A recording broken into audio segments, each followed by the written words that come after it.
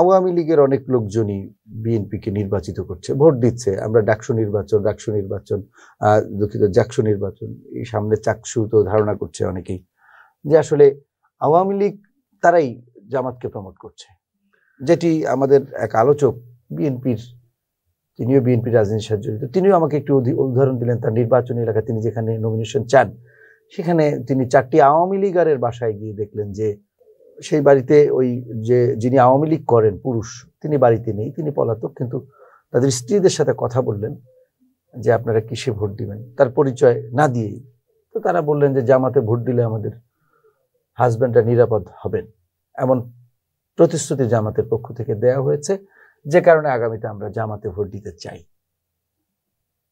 এগুলো তো বিএনপির জন্য অশনি সংকেত। এগুলো বিএনপির জন্য কোনোভাবেই অশনি সংকেত নয়। কারণ আপনি দেখেন ঢাকা বিশ্ববিদ্যালয় এবং জাহাঙ্গীরনগর বিশ্ববিদ্যালয়ে তাদের বিজয়ের প্রেক্ষাপট এদেশের মানুষ ভালো মতো অবগত হয়েছে, এবং এখন এটা যে একটা পরিকল্পিত বিষয়, ক্ষমতায় যাওয়ার জন্য জামাত কি না করতে পারে।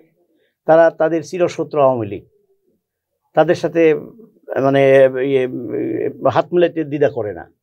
তারা তাদের ক্ষমতায় যাবার জন্যে তাদের যে মানে লঘুতে আল্লাহু আকবার, আল্লাহু বা আল্লাহু আকবার লেখা ছিল, সেটা চেঞ্জ করেছে। তারপরে তারা এখন আগে বলতো যে হিন্দুদের পূজায় গেলে জাহান্নামে যেতে হবে, এখন তারা নিজেরাই পূজায় যাচ্ছে এবং তারা নিজেরাই গীতা পাঠ করছে।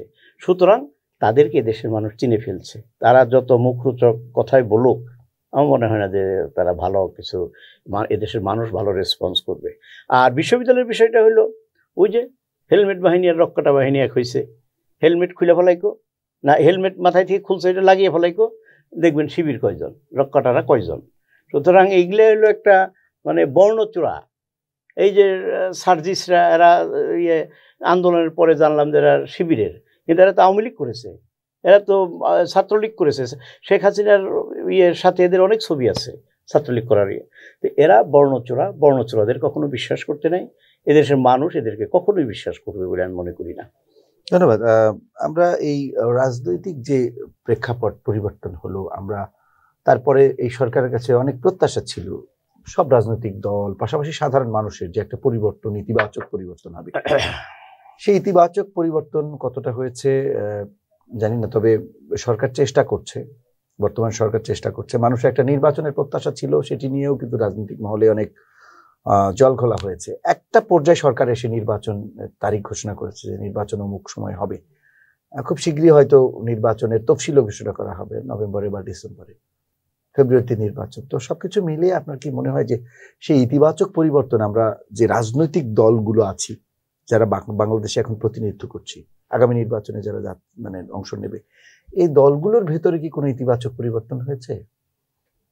আমি মনে করি না।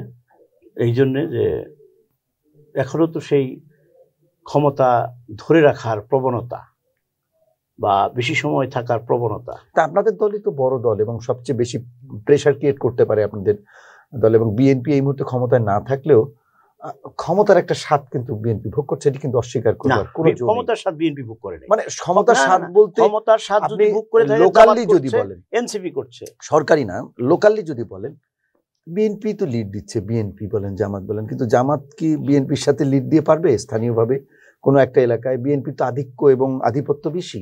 আপনার এটা তো অস্বীকার করবার কোনো জো নেই। মনে থাকবার কথা, 5 তারিখের পরে আমাদের একটা সমাবেশ হয়েছিল পল্টনে। সেখানে আমাদের মাননীয় অ্যাক্টিং চেয়ারম্যান জনাব তারেক রহমান উনি একটা বক্তব্য করেছিলেন, এই সরকার ব্যর্থ হলে বাংলাদেশ ব্যর্থ হবে, সুতরাং এই সরকার যাতে ব্যর্থ না হয় সেজন্য আমরা কাজ করতে, বিএনপি কাজ করেছে। কিন্তু এই সরকার বিএনপির প্রতি কতটা সহানুভূতি দেখিয়েছে, ক্রমাগতভাবে সেই জামাত এনসিপি তারা যেই দৃষ্টতা দেখিয়ে বিভিন্ন সময় বিভিন্নভাবে কথাবার্তা বলেছে, তারেক রহমান সাহেব সম্পর্কে কি বিশ্রী স্লোগান দিয়েছে ওই শিবির এবং এনসিপি এরা, তারপরেও কিন্তু বিএনপি কোনো প্রতিক্রিয়া ব্যক্ত করেনি। কারণ বিএনপি দেশকে ভালোবাসে, বিএনপি দেশের মানুষকে ভালোবাসে। সুতরাং তারা সেই অবস্থানেই আছে যে আমরা একটি অবাধ সুষ্ঠু নির্বাচন চাই, যাতে দেশের মানুষ ভোট দিতে পারে, যাতে দিনের ভোট দিনে হয়, দিনের ভোট যেন রাতে না হয়।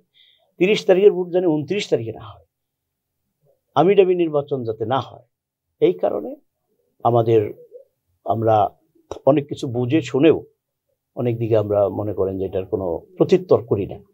তো আজকে দেশের যে অবস্থা, একমাত্র আপনি দেখেন ডক্টর ইউনূস সাহেব যখন আসলো, সরকারের প্রতি না হলেও ডক্টর ইউনূস সাহেবের কারণে দেশের 90% মানুষ, 95% মানুষ তার প্রতি সমর্থন ছিল অবশ্যই। কিন্তু এখন কি হয়েছে, রেজাল্টটা কি দাঁড়িয়েছে? সেই সমর্থন নাই।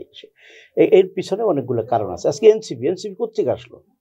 এনসিপির তারা মনে করে যে তারাই এই দেশের পরিবর্তন এনেছে। 17 বছর একটি রাজনৈতিক দল মাঠে ময়দানে থেকে তার সিনিয়র নেতারা পর্যন্ত গুম হয়ে গেছে, হত্যা হয়েছে, এলাকায় এলাকায় আমরা বাড়ি থাকতে পারি নাই, বিভিন্ন জায়গায় যে আমাদেরকে লুকিয়ে থাকতে হয়েছে।